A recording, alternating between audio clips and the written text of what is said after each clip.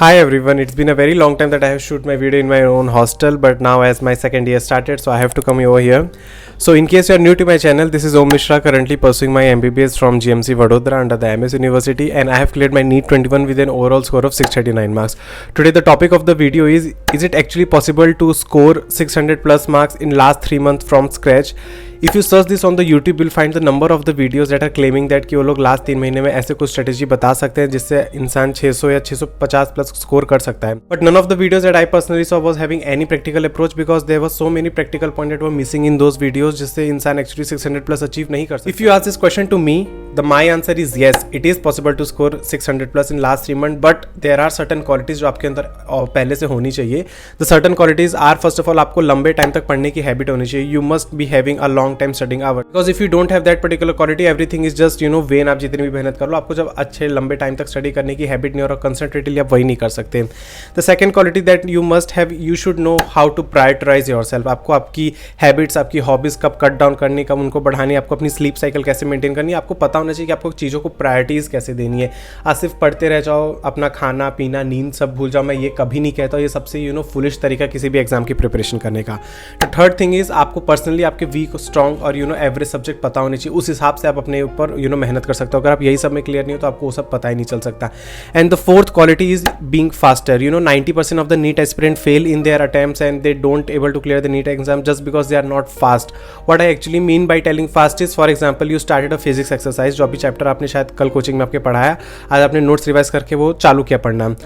You might be taking 3 to 4 hours to solve that particular exercise, जिसमें सिर्फ 60-70 question है, and that is completely okay. पहले time में कोई एक ही घंटे में पूरी एक्सरसाइज सॉल्व नहीं कर लेता, लेकिन मे बी आपने 3-4 घंटे में बहुत कुछ सीखा होगा, बहुत कुछ नए फॉर्मूलाज आपने देखे होंगे, नए तरीके देखे होंगे, वो सब आपने अपने नोट्स में ऐड किया और अपने नोट्स को रिवाइज किया. एक हफ्ते बाद आपने सेम एक्सरसाइज सॉल्व की, क्या आपने एनालाइज किया, आपने आपको रिव्यू किया कि अब आप सेम एक्सरसाइज आप 3-4 घंटे में नहीं 1-2 घंटे में सॉल्व कर पा रहे हो कि नहीं. अगर आपको सेम अमाउंट ऑफ टाइम वापस लग रहा है, that means you are not on the correct pathway. That is what I mean is getting faster. Initially सबको स्लो लगता है, आई नो, बट अगर आप धीरे धीरे अपने आप पे एनालाइज करोगे, अपने आप पे वर्क करोगे, तो ऑफकोर्स आपको बहुत ज़्यादा फास्टली प्रिपरेशन करनी है. 90 क्वेश्चन बायो में होते तो हैं नीट के एग्जाम में, लेकिन नीट एस्पिरेंट जो बहुत ज़्यादा करके जाते हैं, लोग 15-20 मिनट में 90 क्वेश्चन खत्म कर देते हैं. नो मैटर वो स्टेटमेंट बेस्ड क्वेश्चन है, मैच द कॉलम है, लंबे एमसीक्यूज है, वो लोग सब कंप्लीट कर लेते हैं. क्यों? क्योंकि इतनी प्रैक्टिस किए रहते हैं. I always say NEET exam is all about how fast you can solve the question compare to JW exam which actually test your deep conceptual thinking. तो नीट एग्जाम के लिए आपको फास्ट होना बहुत जरूरी है. तो अगर ये 4 क्वालिटीज है, so let's start a strategy. And for scoring 600 plus in the NEET exam, you must score 330 plus in biology. Because 330 इसलिए मैं कह रहा हूँ क्योंकि सबसे पहले अगर 2 बच्चों के नीट के मार्क्स में उनके बायो के मार्क्स ही देखे जाते, तो आई डोंट वांट कि आप बायो में अपना टारगेट कम सेट करके रखो, गोल ही कम सेट करके रखो, तो आपको आगे जाके प्रॉब्लम आ सकती है. So you must score minimum 330 marks in the biology.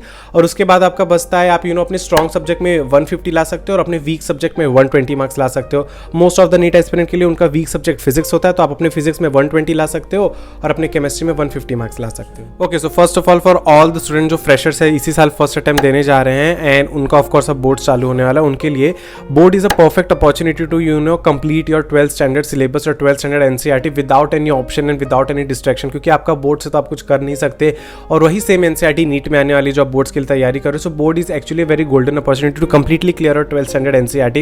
And as I have already told कि 12th का वेटेज हुआ या इंपॉर्टेंस हुई नीट में स्लाइटली ज़्यादा as compare to 11th standard. तो अगर आपका 12th ही स्टार्टिंग के महीनों में फेब मार्च से कंप्लीट हो जाएगा, तो बहुत अच्छी गोल्डन अपॉर्चुनिटी है. एंड जस्ट ट्राई दैट कि आपका 12th एनसीईआरटी इतने अच्छे से प्रिपेयर हो जाएगा that after boards when you are actually focusing on your 11th standard portion, उसमें आपका 12th का पोर्शन हिंड्रेंस ना बने. आपके माइंड में ये ना घूमे कि मेरा 12th बाकी है. 12th आपको खत्म ही कर देना है. आपको जितने लंबे गैप्स मिल रहे हैं, आपको सेम चीज जो आप रफ सॉल्व करते हैं वही आपको आप सप्लीमेंट्री में बोर्ड्स में सॉल्व करनी है. तो that means it's a golden opportunity that all the freshers can take advantage of it rather than complaining कि मेरा बोर्ड्स मेरा हिंड्रेंस बन गया. आप उसको अपनी अपॉर्चुनिटी में कन्वर्ट कर सकते हो.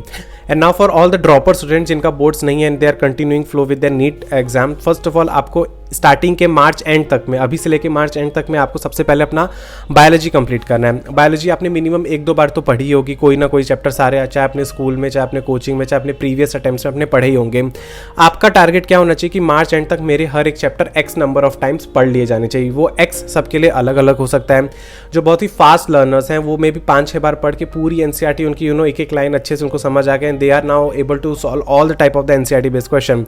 But some of the slow learners के लिए वो अलग अलग हो सकता है. है, you may require 10 to 12 times reading. तो इसलिए मैं कह रहा हूँ आपका एक्स नंबर ऑफ टाइम आपका मिशन होना चाहिए, आप अपने आप को बेहतर तरीके से जानते हो as compare to me.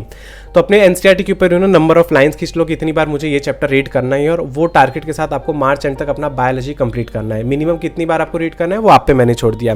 Parallelly कोई भी चैप्टर आप रीड करके कंप्लीट कर दियो और आपको इनफ कॉन्फिडेंस आ चुका है कि अब मेरे से इसके क्वेश्चन सॉल्व हो जा रहे हैं, तभी क्वेश्चन सॉल्व करना चालू करना। क्वेश्चंस और अपना टाइम दोनों वेस्ट मत करना, एक दो बार रीड करके तुरंत क्वेश्चंस पे जंप करना। And most of the student use MTG for solving the biology. मैंने पर्सनली वो बुक नहीं देखी, लेकिन मैं अपना नेक्स्ट रिव्यू जरूर उस पर दूंगा कि क्या वो एक्चुअली अच्छी बुक है, क्योंकि so for whatever I have saw in the interviews of the toppers, जैसे कि उन्होंने आखिरी के महीने में एमटीजी कर ली because they consider that book as a revision book, but some of the NEET aspirant actually making that particular MTG book as their main core book, which I actually don't know उतनी अच्छी है कि नहीं, मैं अपने next video में बताऊंगा। For now मैंने बताया था कि बिना किसी प्रमोशन के कि मैं डॉक्टर अली बुक यूज करता था। जो यूज करते हैं उनको भी पता है कि उसमें एनसीईआरटी से भर भर के स्टेटमेंट बेस्ड क्वेश्चन, हर टाइप के क्वेश्चन है जो शायद आप सोच भी नहीं सकते एनसीईआरटी से आ सकते। तो like this your biology preparation should complete by March end तक आपको सिर्फ बायोलॉजी नहीं करना, you need to solve chemistry and physics parallelly and alternate day. जैसे आपने दिन की 10 घंटे की पढ़ाई कर रहे हो तो 4 घंटे 5 घंटे आपने बायो को दे दी, बचे 4-5 घंटे आपको एक दिन केमिस्ट्री को देने, उसके अगले दिन फिजिक्स को देने। ऐसा केमिस्ट्री में भी सबसे पहले आपको इनऑर्गेनिक और ऑर्गेनिक उठा के खत्म कर देना, क्योंकि actually they are the memorising chapter. Retain करने के लिए आपको बहुत बार मल्टीपल रीडिंग की जरूरत है, तो वो सब एंडिंग में मत करना, प्रेशर में लर्न नहीं होगा, समझ नहीं आएगा, रिटेन नहीं रख पाओगे और आपका बहुत बड़ा लॉस होने वाला है। तो inorganic and organic should be your first target in the chemistry, आप कंप्लीट करके खत्म कर दो। End of course you can use my short notes जो मैंने बनाए, मतलब मैं 10 पेज की एनसीईआरटी, मेरे 3 पेज के शॉर्ट नोट, जिसमें एनसीईआरटी की हर एक लाइन मैंने बहुत ही स्मार्टली कंसाइज करके लिखी हुई है। You can use my short notes on my Telegram channel Medico Om, and अगर आपको वो परफेक्ट लग रहा है तो आप एनसीईआरटी की जगह वो शॉर्ट नोट्स भी रीड कर सकते हो, that is completely fine. Then in the physical chemistry, जब when you are starting your physical chemistry strategy, then आपको ये करना है कि आपको एक बार एनसीईआरटी अपनी रीड करो, एक ही बार में जो आपको इंपॉर्टेंट थियरी पॉइंट्स लग रहे हैं एक ही बार हाईलाइट करके रख दो। सब कुछ हाईलाइट करने मत जाओ, क्योंकि फिजिकल केमिस्ट्री से थियरी क्वेश्चंस ऐसा उतने नहीं आते, but still I would say एक बार इंपॉर्टेंट चैप्टर की सारी रीडिंग कर लेना उसके बाद, ताकि आपको करने की जरूरत ना पड़े। और उसके बाद आपको मिनिमम 100 क्वेश्चन फिजिकल केमिस्ट्री के सॉल्व करना ही है। मे बी आप 100 सॉल्व ना कर पाओ तो 60 सॉल्व करो, दैट इज कंप्लीटली ओके, लेकिन वो बचे 40 आपको कंपनसेट करना है अपनी NCERT solve example, NCERT Intex question, NCERT exercise, और ये सबके तो सोल्यूशंस भी आपको इंटरनेट पे अच्छे से मिल जाएंगे। तो एनसीईआरटी केमिस्ट्री की सॉल्व करना मत भूलना, इजी टू मॉडरेट क्वेश्चन और बहुत ही हाई चांस है नीट में हर बार ही आता है। एंड इन द केमिस्ट्री अगर आप कंफ्यूज आपको कौन से चैप्टर से प्रिपरेशन चालू करनी चाहिए, you can watch my this video, जहाँ पे मैंने बताया कि कौन से ऐसे चैप्टर हैं जो आप अगर आप कर लोगे तो एक्चुअली आप नीट में 100 to 110 का बार केमिस्ट्री में आराम से क्रॉस कर सकते हो, क्योंकि इनका सबसे ज्यादा वेटेज रहता है। Then rest depends upon your analysis and review also. This was about my chemistry strategy. Let's come to the physics strategy. Now in the physics, first of all there are certain points that I want to keep in mind कि उसके अलावा physics की preparation चालू करना ही मत। सबसे पहले अपना एक बेस्ट सोर्स डिसाइड करो, अपने नोट्स के अलावा कोई एक ऐसी रेफरेंस बुक को पकड़ लो जिसके साथ आप सबसे ज्यादा कंफर्टेबल, और वो एक अच्छी रेफरेंस बुक भी है। Some of the student can be comfortable with the DC Pandey, that is completely fine. Some of the student can be okay with the HC Verma, that is completely fine, but you should know your best source. किसी और के कहने पे decision मत लेना, खुद जो instinct आया वो करना। सेकेंडली, कोई भी टॉपिक कभी भी आप समझो ना फिजिक्स का, चाहे आप यूट्यूब से देख के आए हो या आपने कोचिंग से देख के आए हो, तुरंत उस टॉपिक को समझने के लिए, रिटेन करने के लिए आपको उसी दिन सॉल्व एग्जाम्पल करना बहुत जरूरी है।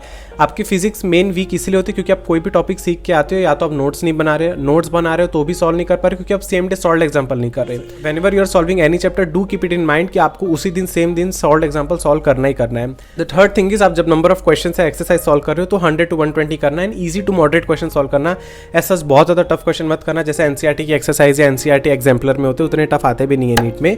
नेक्स्ट, आपको ये सब करने के बाद तुरंत अपनी फॉर्मुला शीट प्रिपेयर करनी। फॉर्मुला शीट हमेशा एंडिंग में इसलिए प्रिपेयर करना क्योंकि आप एक्सरसाइज कितनी सॉल्व की हो, कितने सॉल्व एग्जाम्पल सॉल्व किए हो, वो सब से भी आपको बहुत सारे नए फॉर्मुला से नई टेक्निक्स पता चली होंगी ये पर्टिकुलर क्वेश्चन को सॉल्व करने के लिए, तो वो सब भी आप फॉर्मुला शीट में ऐड कर सकते हो। उसके साथ आप अपनी एक फाइनल फॉर्मुला शीट या रिवीजन शीट फिजिक्स की प्रिपेयर कर सकते हो।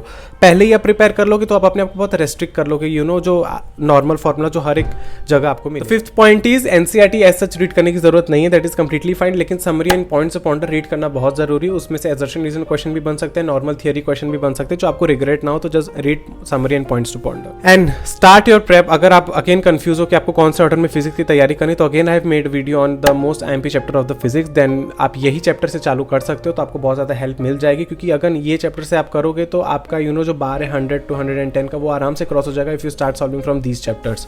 And last but not the least, NCERT reading कौन कौन से चैप्टर की सबसे ज़्यादा ज़रूरी है? As I have already told कि 12th स्टैंडर्ड में सेमी कंडक्टर हुआ, मॉडर्न फिजिक्स हुआ and magnetism, matter and magnetic field वाला चैप्टर हुआ, इन सब की एनसीईआरटी रीडिंग बहुत इंपॉर्टेंट है। थर्मल फिजिक्स में जितने भी चैप्टर आते हैं, थर्मोडायनेमिक हुआ, काइनेटिक थियरी ऑफ गैसेज हुआ, ये सब थियरी के बेस पे इनका ज़्यादा वेटेज रहता है।